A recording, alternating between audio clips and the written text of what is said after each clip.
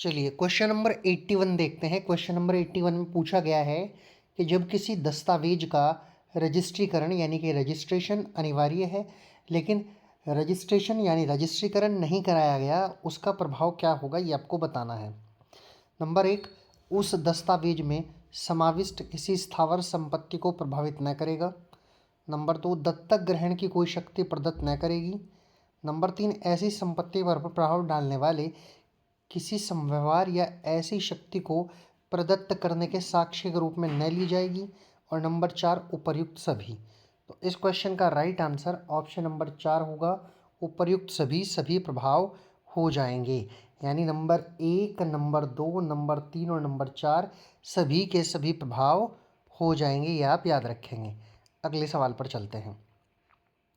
रजिस्ट्रीकरण अधिनियम तथा संपत्ति अंतरण अधिनियम द्वारा रजिस्ट्रीकृत अपेक्षित दस्तावेज के रजिस्ट्रीकरण न कराने का प्रभाव होगा। क्या प्रभाव होगा? ऑप्शन 1, विशिष्ट अनुतोष अधिनियम के अंतर्गत संविदा के में निर्दिष्ट अनुपालन के बाद में साक्ष्य के रूप में उपयोग किया जा सकता है। नंबर 2, संपत्ति अंतरण अधिनियम की धारा 53 के प्रयोजनों के लिए संविदा का भागिक पालन के साक्ष्य के रूप में ली जा सकती है। नंबर 3, उपर्युक्त 1 एवं 2 और नंबर 4 केवल 1।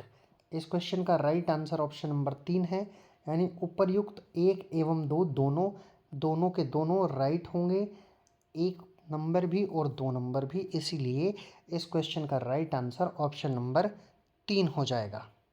आगे चलते हैं। निक्षिप्त मुद्रायुक्त लिफाफे का प्रत्याहरण कर सकता है स्वयं वसीयतकर्ता, वसीयतकर्ता का अभिकर्ता, 1 एवं 2 दोनों, केवल 1। तो इस क्वेश्चन का राइट आंसर ऑप्शन नंबर 3 है, 1 एवं 2 दोनों दोनों ही इसका लिफाफे का प्रत्याहरण कर सकते हैं, ये आप याद रखेंगे। आगे चलते हैं। जब वसीयतकर्ता यानी निक्षेपक मर जाता है तो रजिस्ट्रार प्रक्रिया अपनाएगा। 1, वह यह समाधान करेगा कि वसीयतकर्ता मर गया है। 2, इच्छापत्र लिफाफे को खोलेगा और उसकी अंतर्वस्तु की नकल संख्या 3 वाली पुस्तक में करेगा। 3, नकल करने के बाद पुनः मूल इच्छा पत्र को अग्निसह पेटी में निक्षिप्त कर देगा। और ऑप्शन नंबर 4, उपर्युक्त सभी। और इस क्वेश्चन का राइट आंसर ऑप्शन नंबर 4 ही है, रजिस्ट्रार इन सभी को फॉलो करेगा, सभी के सभी जो पॉइंट्स हैं उनको रजिस्ट्रार फॉलो करेगा। आगे अगले सवाल पर चलते हैं। रजिस्ट्रीकरण अधिनियम 1908 में इच्छा पत्र के संबंध में अंतर्विनिष्ट कोई बात प्रभाव नहीं डालेगी। भारतीय उत्तराधिकार अधिनियम 1865 की धारा 269 पर, प्रोबेट और प्रशासन अधिनियम 1881 की धारा 81 के उपबंध पर, 3, किसी इच्छा पत्र की पेशी आदेश द्वारा कराने की किसी न्यायालय की शक्ति पर, और 4, उपर्युक्त सभी। इस क्वेश्चन का राइट आंसर ऑप्शन नंबर 4 है, उपर्युक्त सभी। आगे चलते हैं।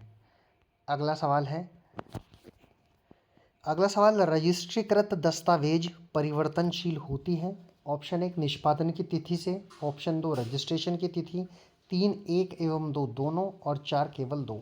इस क्वेश्चन का राइट आंसर ऑप्शन नंबर 1 है, निष्पादन की तिथि से।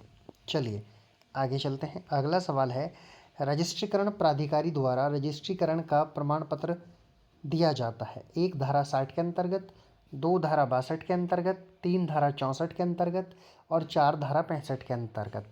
इस क्वेश्चन का राइट आंसर ऑप्शन नंबर 1 है, प्रमाण पत्र दिया जाता है धारा 60 के अंतर्गत। आप इस क्वेश्चन को याद रखेंगे। आगे चलते हैं। अगला सवाल है, उप रजिस्ट्रार का अधीक्षण और नियंत्रण करने की शक्ति किसे प्राप्त है? 1, रजिस्ट्रार को, 2, महानिरीक्षक को, 3, 1 एवं 2 दोनों को और 4 केवल 2 को। तो इस क्वेश्चन का राइट आंसर है ऑप्शन नंबर 1, रजिस्ट्रार को उप रजिस्ट्रार का अधीक्षण और नियंत्रण करने की शक्ति प्राप्त है, ये आप याद रखेंगे।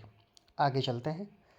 रजिस्ट्रीकरण कार्यालयों का अधीक्षण करने और नियम बनाने की शक्ति किसे प्राप्त है? 1, महानिरीक्षक को, 2, रजिस्ट्रार को, 3, राज्य सरकार को, 4, 1 एवं 3 दोनों को। क्वेश्चन का राइट आंसर ऑप्शन नंबर 1 है, महानिरीक्षक को कार्यालयों का अधीक्षण करने और नियम बनाने की शक्ति प्राप्त है। आगे चलते हैं। महानिरीक्षक को नियम बनाने की शक्ति है धारा 69 के अंतर्गत, धारा 70 के अंतर्गत, धारा 71 के अंतर्गत, धारा 72 के अंतर्गत। तो इस क्वेश्चन का राइट आंसर ऑप्शन नंबर 1 है, महानिरीक्षक को नियम बनाने की शक्ति धारा 69 के अंतर्गत प्राप्त है।